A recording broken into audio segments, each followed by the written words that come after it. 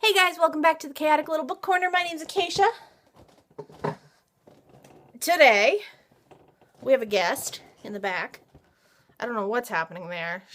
It's snowing, so she's in kitty attack mode because apparently everything is just really fun to her right now. So, I have been watching Sana from Books and Quills talk about covers and Jen from Campbell talking about bookstores, and it got me thinking. Let's chit-chat about bookstores versus internet. When do we go on the internet to do bookstores, and when do we go into the bookstore to do the book shopping? And I am going to totally talk from personal experience because I don't know about everyone else, but this is how I do it. I am a big believer that you shop online when you know what you're looking for, and you shop in bookstores when you know nothing. I heard something fall. It's fine. Okay. So that is how I usually go about stores. I go into bookstores with the thought, I have no idea what I'm doing. I have no idea where I'm going for. I'm just going to browse and just spend time in there. And that's how I like to bookshop shop. I go online because I know what I'm looking for. I have an idea of the brand, not the brand, of the, I have an idea of the book, or I have an idea of the author, or I have an idea of what genre I'm in the mood for. But I really have a very specific goal when I go online because it's just, that's how I run. That's how I roll. I just said that. It's fine. I am awesome. So what I'm going to do today is I'm going to show you a couple of book covers that were bought on a whim in bookshops. And then I'm going to kind of talk to you a little bit about why they were bought in a whim in bookshops and why I would never have bought them had I been online in the book community of like Amazon or Book Depository or something to that effect. I would not have bought these books online had I not found them in the bookshop. I don't know why, but I wouldn't. So let's start with this. The Singular and Extraordinary Tale of Mira and Goliath. I had this on my Goodreads to be read. I didn't know what it was. I was interested in it, but I never put it in my shopping carts, ever, because I don't know, for some reason, the title, it didn't grab me right, it just didn't feel right, and it just never struck me as, oh, I need this book. There was never a reason to go online and pick it up. And then I saw it in the bookshop, and I didn't think twice, I just grabbed it. And I don't know why. It called to me, it had a feeling to it, I picked it up and held it, and it felt right in my hands, and in that moment, on that day, it was what I needed. And hence it went home with me. A small little pamphlet from an unknown, or not an unknown, but an indie publisher called A Right Bloody Book. Bring Down the Chandeliers by Tara Hardy. I saw it on a shelf and it said indie publisher. And then it was just a bunch of different little poetry books from one publisher. I grabbed only the covers that looked appealing to me. No, there were several that looked appealing to me, but I gave myself a limit of 2.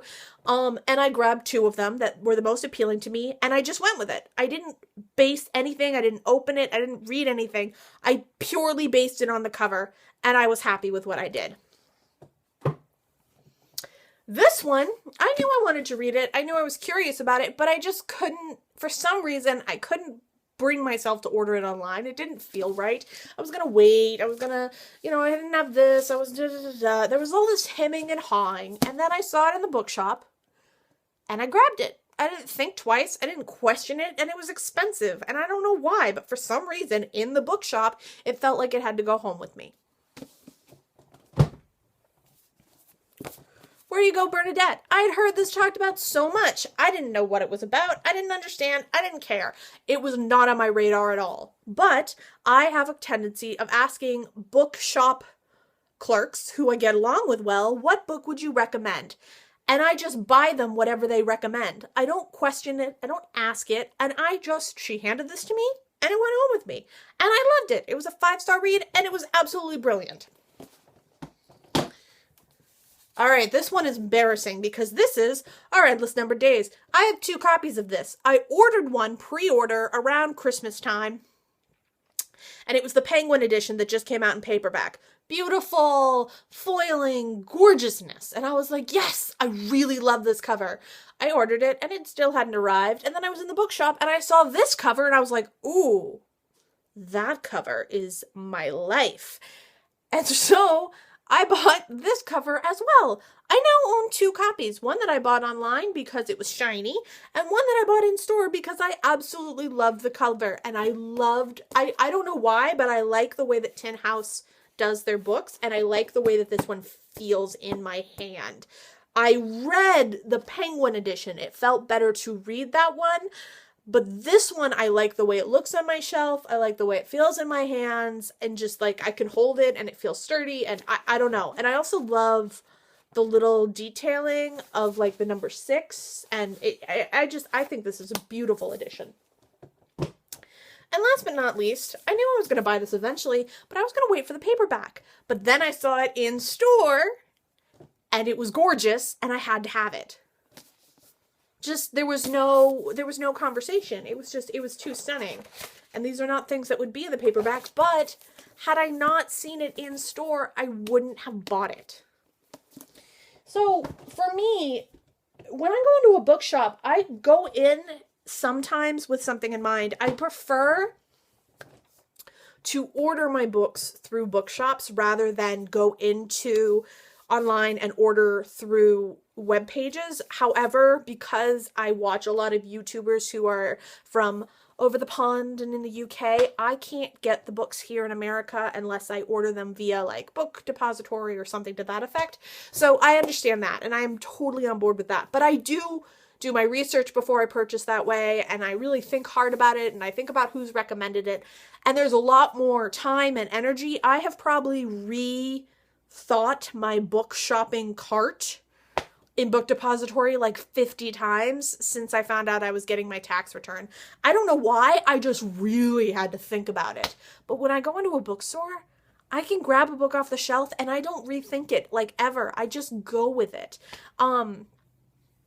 And I also like the fact that if you're in a good bookstore, if you're in a bookstore that truly loves books, you can tell, because the bookstore clerks are happy to help, happy to recommend, and are actually knowledgeable about the books. I think the worst bookstore experience I ever had, I was in a small bookshop in my dad's hometown, and we were in there looking, and I had just found Swamplandia used, and I'd found Crimson Petal and the White used, and I was also buying, there was some other book I was buying that was new, and I love to ask book clerks what their favorite book is.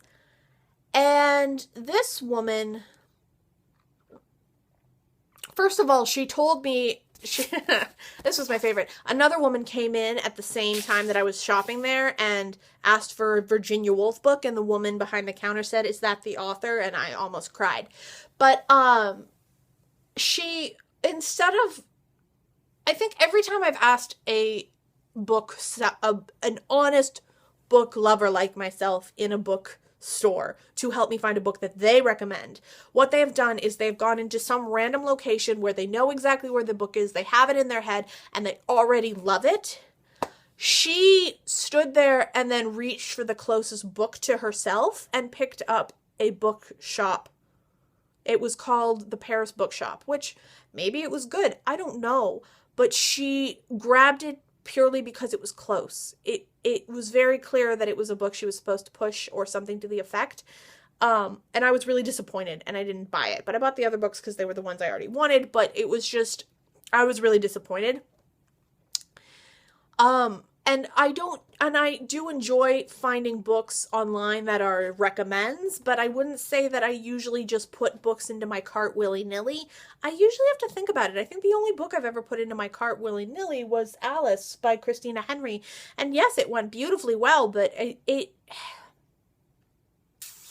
don't think it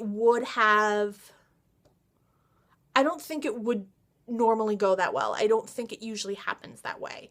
But that's just me. Those are my thoughts on those things. And the cover definitely draws me in. I have covers that I specifically go for. I'm a big fan of vintage looking. I'm a big fan of animals wearing clothes. I don't know why. Like, Covers like this, they just do it for me. That kind of vintage feel with an animal in an outfit. I don't know why, but you know, I have like 5 different covers that look like that.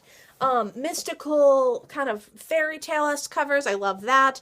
Darker covers that look a little bit crazy, I love that. And just things that make you think, I love that. But I really have covers that I lean towards, that I gravitate towards in bookshops more than I gravitate towards online. But I do get picky with online book shopping because I want the cover that I think is the prettiest. So it's all relative. But those are my thoughts, and that's kind of what came out of watching those 2 videos. And I will talk to you guys in the next video because this was just kind of a little chit-chat ramble. I will see you guys soon. Bye.